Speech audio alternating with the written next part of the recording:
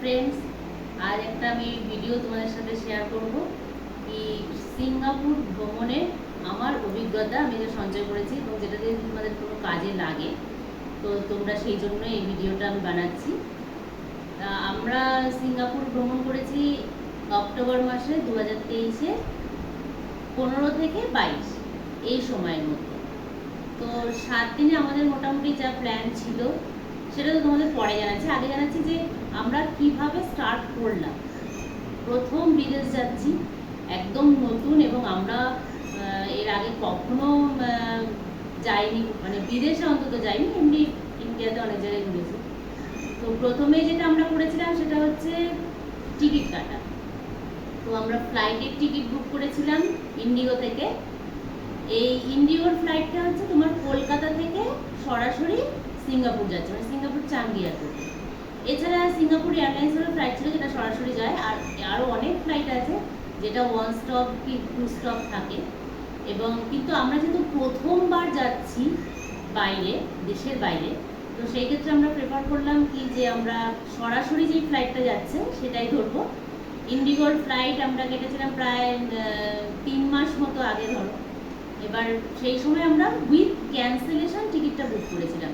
তার প্রধান কারণ হচ্ছে যে যদি কোনো কারণে আমাদের ভিসা না হয় বা অন্য কোনো কিছু আমাদের যাওয়াতে বাধা হয়ে দাঁড়ায়, সেক্ষেত্রে যাতে আমরা টিকিটটা ক্যান্সেল করলেও আমরা কিছু টাকা অন্তত রিটার্ন পেতে পারি, সেই হিসাবে উইথ ক্যান্সেলেশন বুকিং করেছিলাম প্রায় 3 মাস আগে। এই টিকিট যখন আমাদের বুক হয়ে গেল, তারপরেই আসছে হোটেল বুকিং। হোটেল বুকিংয়ের জন্য আমরা অনলাইন থেকেই বুক করেছি।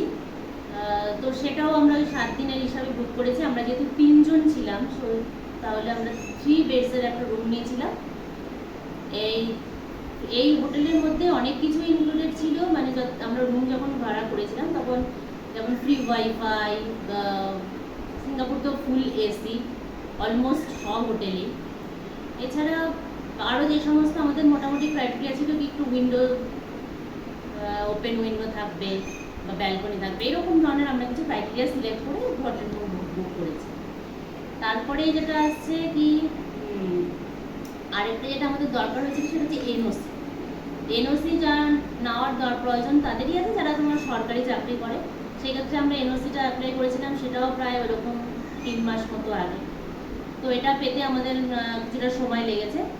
যাই হোক, আলটিমেটলি তার মানে ফ্লাইট বুকিং, হোটেল বুকিং আর এনওসি, এই 3টে যখন আমাদের হয়ে গেল, তারপরেই আমরা আসলাম ভিসা। ভিসা তোমরা 1 মাস আগে থাকতে সিঙ্গাপুরের জন্য অ্যাপ্লাই করা যায়। ওই 1 মাস আগে যখন আমরা অ্যাপ্লাই করছি, তো ভিসা আমরা একটা এজেন্টের মাধ্যমে করেছি। সেক্ষেত্রে আমাদের যা যা ডকুমেন্টস সব এজেন্টই ফিল আপ করে দিয়েছে, আমরা শুধু ফটোটা নিজেরা তুলে নিয়েছিলাম। ওদের ক্রাইটেরিয়া অনুযায়ী একটা স্পেসিফিক ক্রাইটেরিয়া আছে, সেটা ফলো করে আমরা ফটো তুলেছি। তো ভিসা অ্যাপ্লাই হয়েছে ধরো যাওয়ার 3 উইকস আগে। তো সেক্ষেত্রে আমাদের ভিসা যখন অ্যাপ্রুভ হয়ে এসছে, সেটা প্রায় 10 দিন মতো তখনও আমাদের হাতে টাইম ছিল, তার মধ্যেই অ্যাপ্রুভাল আমরা পেয়ে গেছি। এবার ভিসা যখন অ্যাপ্রুভ হয়ে গেল, নেক্সট যেটা আসছে সেটা হচ্ছে তুমি কী কী দেখবে। ওখানে গিয়ে আমাদের যে সমস্ত অ্যাট্রাকশনগুলো আমরা সিলেক্ট করেছিলাম কি আমরা দেখব, সেই অনুযায়ী আমরা একটা অ্যাপের মাধ্যমে অ্যাট্রাকশনগুলো বুক করেছি। তো অ্যাট্রাকশন যখন বুকিং কমপ্লিট হয়ে গেল, এরপরে আমাদের আরেকটা যেটা করতে হয়েছিল সেটা হচ্ছে তুমি সিঙ্গাপুরে তো ইন্ডিয়ান রুপিস চলে না, তো সেক্ষেত্রে আমাদের একটা সিঙ্গাপুর ডলারের জন্য আমরা একটা ফরেন এক্সচেঞ্জ কার্ড করেছিলাম। এছাড়া কিছু ডলার আমরা সাথে ক্যাশ নিয়ে গেছিলাম, যাতে ওখানে কিছু প্রবলেম না হয়। এই সমস্ত কিছু করার পরে একদম জাস্ট যাওয়ার আগে, মানে 3 দিন আগে তোমাদের আরেকটা যেটা করতে হচ্ছে যে এসজি অ্যারাইভাল কার্ডের জন্য অ্যাপ্লাই করতে হবে। এই এসজি অ্যারাইভাল কার্ডটা একদম সঙ্গে সঙ্গে দিয়ে দেয়। তো আমরা সেটা করেছিলাম এবং সাথে সাথেই আমরা তার ডকুমেন্ট সমস্ত কিছু পেয়ে গেছি। তো এই মোটামুটি ছিল, তাছাড়া আর কিছুই সেরকম নয়।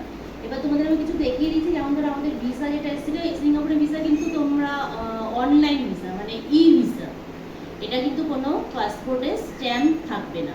তো এরকম টাইপের সিঙ্গাপুর অনলাইন ভিসা যেটা আমরা পেয়েছি। এছাড়া আছে যেটা সিঙ্গাপুরের জন্য এসজি অ্যারাইভাল কার্ড, সেটা হচ্ছে এইরকম এসডি অ্যারাইভাল কার্ড, বুঝতে পারছো? এটাই হচ্ছে এসডি অ্যারাইভাল কার্ড, যেটা তোমাদের যাওয়ার 3 দিন আগে এরকম একটা বের করে নিতে হবে।